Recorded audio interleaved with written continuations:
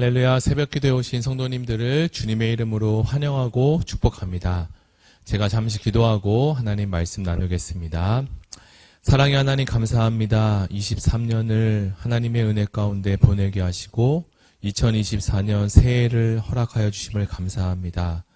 이제 시작되는 한 해 동안 하나님의 은혜를 구하오니 주의 은혜로 우리를 보살펴 주시고 가정과 그리고 만나는 모든 사람들과 또 의왕우리 교회의 모든 성도들에게도 하나님께서 큰 은혜와 또 하늘의 은혜를 더하여 주시옵소서. 감사드리며 예수님의 이름으로 기도드립니다. 아멘.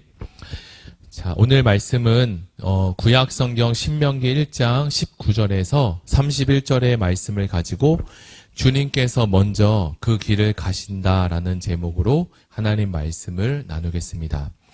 제가 먼저 성경 봉독해 드리겠습니다. 우리 하나님 여호와께서 우리에게 명령하신 대로 우리가 호렙산을 떠나 너희가 보았던 그 크고 두려운 광야를 지나 아모리 족속의 산지 길로 가데스 바냐에 이른 때에 내가 너희에게 이르기를 우리 하나님 여호와께서 우리에게 주신 아모리 족속의 산지에 너희가 이르렀나니 너희의 하나님 여호와께서 이 땅을 너희 앞에 두셨은즉 너희 조상의 하나님 여호와께서 너희에게 이르신 대로 올라가서 차지하라.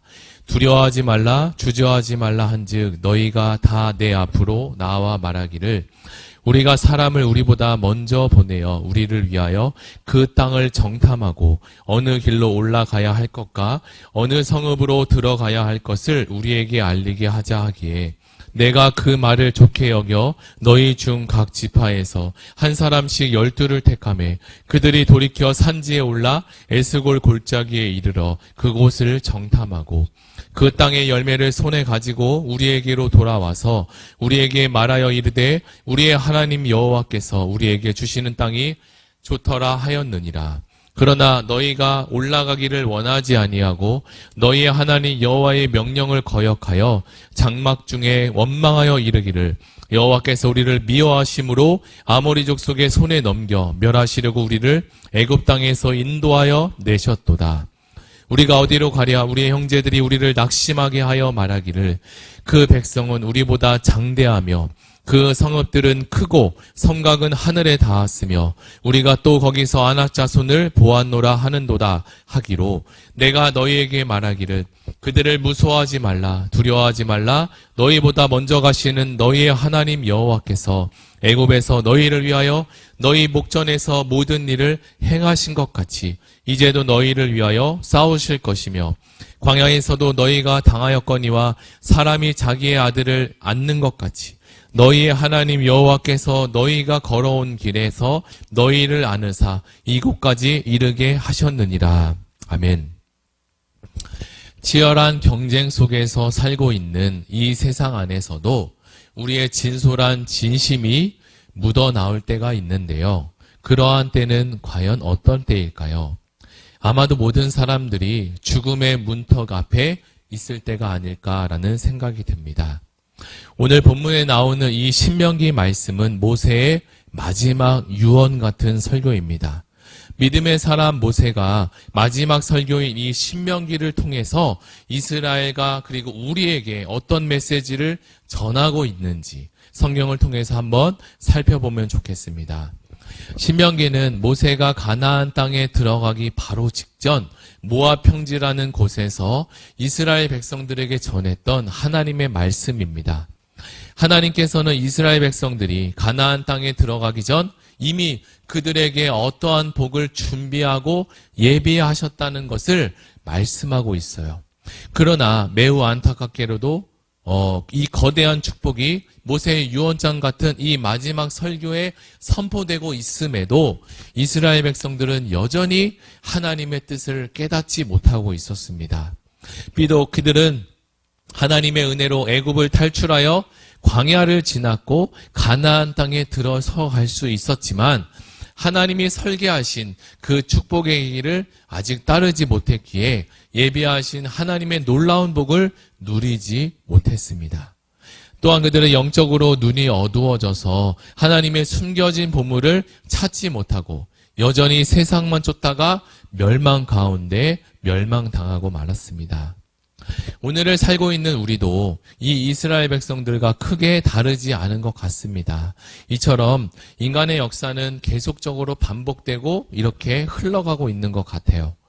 그렇다면 이제 2024년 새해가 밝은 이 시점에 모세의 유언장 같은 이 신명기 말씀을 가지고 우리는 어떻게 이해하면 좋을지, 그리고 우리는 어떻게 적용하면 좋을지를 한번 나눠보도록 하겠습니다. 요즘 들어 가장 많이 듣는 이야기가 경제에 대한 이야기가 아닐까 합니다.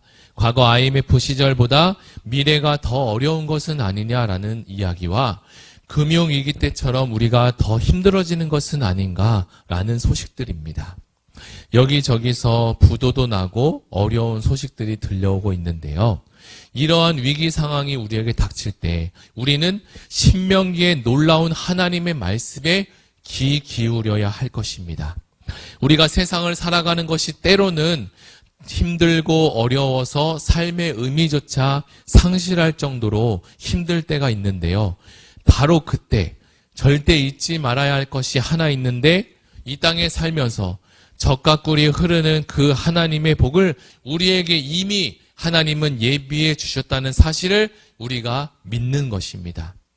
많은 사람들이 살기 어렵다, 그리고 미래가 없다라고 아우성치는 이 지금 현실이 우리에게는 약속의 땅, 즉 하나님의 일하심이 시작될 것입니다. 하나님은 이스라엘을 탈출시키기 위해서 무려 10가지 재앙을 보내시고 홍해가 갈라지는 놀라운 현장도 목격하게 하셨습니다. 그러나 이 애굽을 탈출한다고 해서 모든 것이 다 해결될 것이라고 생각했지만 그것이 아니었어요. 그들에게는 이제 가나안 땅을 정복해야 할 일이 남았습니다. 우리도 예수 그리스도의 복음으로 인해 구원받았다라고 해서 모든 것이 완성되고 다 끝난 것이 아닌 것처럼 말입니다. 그렇다면 하나님은 왜 가나안 땅에 들어가기 직전 이 신명기의 말씀을 우리에게 선포케 하셨을까요? 이스라엘 백성은 애굽에서 탈출해 이제 자유의 몸이 되었음에도 이후에 만난 광야라는 그 땅은 그들이 정착해서 살 수 있는 땅이 아니었습니다. 그래서 하나님은 그들이 살 수 있는 땅을 주셨는데 바로 젖과 꿀이 흐르는 가나안 땅이었습니다. 하나님은 이 가나안 땅을 그냥 애굽에서 바로 가나안 땅으로 이주시킨 것이 아니라 애굽에서 광야를 지나서 가나안 땅으로 가는 하나님의 놀라운 계획이 숨겨져 있습니다. 소나 양을 치는 목축업자였던 이스라엘 백성들에게는 이 가나안 땅이, 이 젖과 꿀이 흐르는 땅이 그들의 삶에 있어서 하나님이 주시는 최고의 선물이었습니다. 그들에게는 이것이 안성맞춤이었다는 거죠. 하나님은 이스라엘에게 이렇게 좋은 땅을 그들에게 주시려고 이미 준비해 두신 거예요. 이런 하나님의 준비가 얼마나 큰 은혜가 되겠습니까? 하나님께서 이미 손수 예비하시고 준비하신 이 젖과 꿀이 흐르는 이 가나안을 생각해 보면 당연히 그곳에서는 이스라엘 백성들이 들어가자마자 편안하게 살고 아주 안정감을 누리고 행복하게 살 것이라고 생각할 수 있는데요. 그곳엔 당연히 아무것도 없다고 생각하지만 그 예상과는 다르게 그곳은 주인이 있던 땅이었습니다. 그러면 지금 이 상황은 이스라엘과 우리에게 무엇을 말씀하고 있을까? 먼저 우리가 기억해야 될 것이 하나 있는데요. 그것은 하나님께서 우리를 통해 하나님의 나라를 세워 가시기를 원하신다는 사실입니다. 하나님은 하나님의 나라를 하나님께서 손수 세우지만 우리를 통해서 세워 가시기는 계획을 가지고 계십니다. 그래서 하나님은 우리를 구원하실 때 이미 우리에게 하나님 나라를 준비해 주셨고, 그러나 이 하나님의 나라는 죽어서 가는 천국 말고 우리가 사는 이 땅에서 하나님의 나라가 임하고 하나님의 통치가 임하기를 원하시고 계신다는 사실입니다. 그 일을 위해서 저와 여러분과 그리고 여러분의 자녀들을 통해서 이 하나님의 나라를 세우기 원하셨습니다. 그러면 그 하나님의 나라는 어떻게 세울 수 있을까?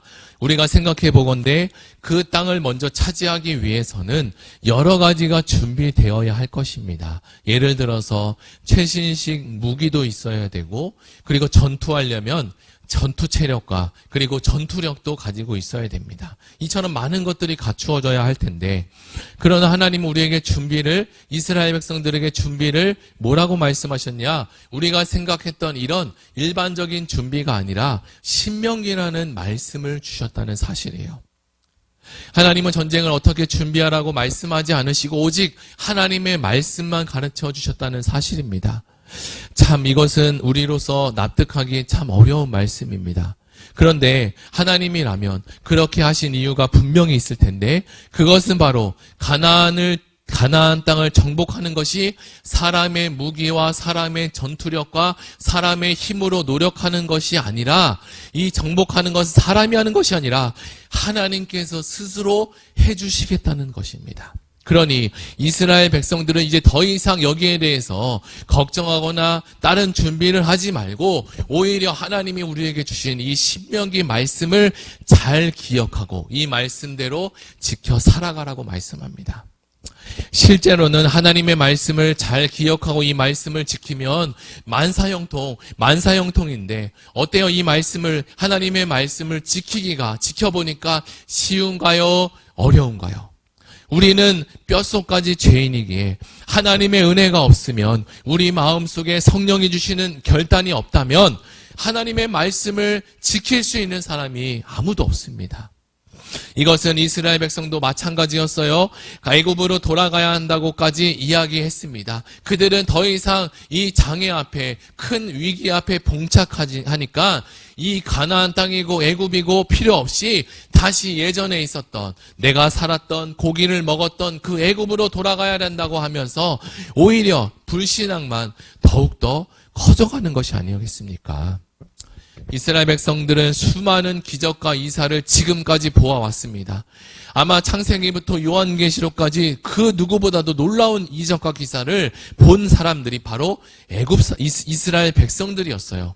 그러나 인생의 큰 위기가 자신 앞에 놓이자, 큰 위기를 만나자 그들이 갖고 있던 신앙까지도 다 무너져 버린 것입니다. 신앙도 잃어버렸어요. 여기서 우리에게 중요한 메시지 하나를 발견할 수 있는데요. 신앙생활에 있어서 체험도 중요하고, 그리고 이스라엘 백성들이 경험했던 이 기적과 같은 간증도 중요하지만, 이것들은 시간이 지나면 다 사라지기도 하고 잊혀져 갈 수 있다는 겁니다. 그렇다면 믿음 생활에서 중요한 것은 무엇일까? 바로 하나님의 말씀, 그리고 하나님의 말씀을 믿는 믿음, 이것이 우리에게 너무나 중요하다는 사실입니다. 영혼의 양식이 뭐라고 합니까? 하나님의 말씀이라고 해요. 이 영혼의 양식인 말씀이 우리에게 믿음을 주고, 믿음을 생성시키고 생기게 하고, 믿음이 있어야 위기와 시련이 우리에게 찾아와도 하나님의 말씀을 붙잡고 믿음으로 다시 한번 일어날 수 있게 됩니다. 하나님은 말씀합니다. 의인은 7번 넘어질지라도 8번째 일어날 수 있다. 무엇으로 일어납니까? 하나님의 말씀과 믿음으로 일어설 수 있습니다. 사랑하는 성도 여러분, 히브리서 10장에서는 주님이 우리에게 이렇게 말씀하십니다. 너희가 믿음이 없이는 하나님을 기쁘시게 하지 못한다. 하나님께 나아오는 자는 반드시 그가 계신 것과, 그리고 또한 그가 자기를 찾는 자들에게 무엇을 하나님이 상 주시는 이심을 믿어야 할지니라. 아멘. 하나님을 기쁘시게 하는 2024년 한 해를 보내고 싶습니까? 모두 다 그러실 거예요. 그렇다면 우리가 이 한 해 동안 붙잡아야 할 것은 과연 무엇일까요? 바로 우리는 하나님 앞으로, 그리고 하나님 말씀 앞으로 돌아가야 합니다. 말씀이 곧 하나님이고, 하나님이 영혼의 양식으로 우리에게 말씀을 주셨으니 영혼의 양식, 영혼의 밥을 먹지 않으면 굶고 배고파서 신앙생활을 유지하고 신앙생활을 하기가 어렵게 됩니다. 2024년 한 해가 시작되었습니다. 다시 하나님의 말씀을 펼치고 공동체 성경 읽기를 우리가 하고 있죠. 다락방에서 계속 진행하고 있는데요. 하나님의 말씀을 우리가 매일과 같이 묵상해서 영혼이 잘되고, 그리고 범사가 잘되고 강건해지는 그런 일들이 의왕 우리에게 모든 성도님들에게 있으시기를 예수님의 이름으로 축복합니다. 우리 다 같이 신명기 말씀을 붙잡고 함께 기도하기를 원합니다. 먼저는요, 이스라엘 백성들이 10가지 재앙도 보고 정말 수많은 기적들도, 홍해가 갈라지는 일도 보았지만 애굽에서 탈출할 수 없는 상황에서도 은혜로 탈출하는 기적들도 너무나 많이 보았습니다. 그러나 그들 앞에 큰 위기가 닥치자 금방인 언제 그랬냐는 듯이 신앙과 믿음도 잃어버리게 되었습니다. 주님, 우리에게 믿음 주시려고 영혼의 양식인 하나님의 말씀을 주셨는데 이 말씀이 내 인생의 말씀이 되게 하시고 한 해 동안 매일 말씀을 묵상하는 일에 우리가 한번 도전하기를 원합니다. 우리 다 같이 간절히 주여 한번 부르고 한번 뜨겁게 하나님 말씀으로 살게 하시고 말씀으로 돌아갈 수 있는 은혜를 더하여 달라고 우리 주여 한번 부르고 기도하시겠습니다. 주여! 하나님 아버지 감사합니다. 오늘 신명기의 말씀을 통해서 이스라엘 백성들에게 이제 가나안 땅 바로 앞에서 이제 가나안 땅을 들어가는 그 자리 앞에 가장 중요한 시점에 주님 모세를 통해서 마지막 하나님의 말씀의 설교를 우리에게 주셨습니다. 이 말씀처럼 우리가 주의 말씀을 붙잡고 영혼의 양식인 하나님의 말씀을 붙잡고 2024년 한 해를 나아가기를 원합니다. 준비하기를 원합니다. 하나님 말씀을 붙잡고 살아가기를 원합니다. 하나님, 많은 성도님들 가운데는 정말 어렵고 힘든 위기 앞에 온 사방이 막혀서 사방에 우겨싸움을 당해서 하나님 솟아날 구멍이 없는 것처럼 보이는 분들도 있을 것입니다. 하나님, 그들에게 주여 말씀으로 찾아가 주셔서 그 말씀이 생명이 되게 하시고 능력이 되게 하셔서 한 해를 주님의 말씀으로 승리할 수 있는 승리의 깃발을 꽂으시는 그 은혜가 우리 모든 의왕우리교회 성도님들에게 있게 하여 주시옵소서. 예수님의 이름으로 기도합니다. 아멘. 우리 이 시간에 두 번째 기도할 것은 경제와 나라와 하나님 아버지 우리 나라 민족을 위해서 기도합니다. 어려워지는 나라 인생 가운데 하나님의 은혜가 충만해지게 하시고 더 어려운 상황 가운데서도 하나님의 믿음을 붙잡고 하나님 살아난 우리 민족 가운데 하늘의 은혜를 더하여 달라고 우리나라 민족이 기독교 신앙으로 다시 한번 살아날 수 있는 하나님 은혜를 부어 주시옵소서. 그리고 가지고 오신 개인 기도 제목을 가지고 다 같이 기도하시겠습니다.